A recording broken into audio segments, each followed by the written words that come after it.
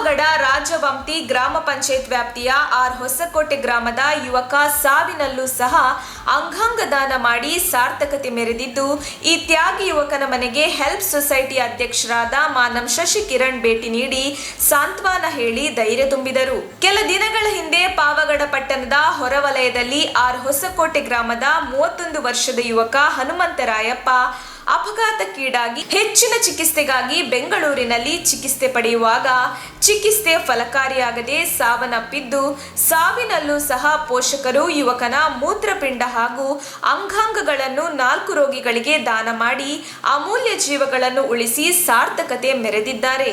ಸಾರ್ಥಕತೆ ಮೆರೆದ ಯುವಕನ ಕುಟುಂಬಕ್ಕೆ ಇಂದು ಹೆಲ್ಪ್ ಸೊಸೈಟಿ ಅಧ್ಯಕ್ಷರಾದ ಮಾನಂ ಶಶಿ ಕಿರಣ್ ಭೇಟಿ ನೀಡಿ ಕುಟುಂಬಕ್ಕೆ ಸಾಂತ್ವನ ಹೇಳಿ ಧೈರ್ಯ ತುಂಬಿ ಆರ್ಥಿಕ ಸಹಾಯ ನೀಡಿ ಕುಟುಂಬದ ಮಕ್ಕಳ ವಿದ್ಯಾಭ್ಯಾಸಕ್ಕೆ ಕೈ ಜೋಡಿಸುವುದಾಗಿ ತಿಳಿಸಿದರು.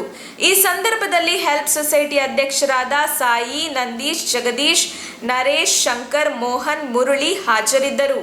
ನಮ್ಮ ತುಮಕೂರು ಮಾಧ್ಯಮದ ವಿಶೇಷ ಸುದ್ದಿಗಳನ್ನು ನಿರಂತರವಾಗಿ ಪಡೆದುಕೊಳ್ಳಲು ಚಾನೆಲ್ ಅನ್ನು ಸಬ್ಸ್ಕ್ರೈಬ್ ಮಾಡಿ.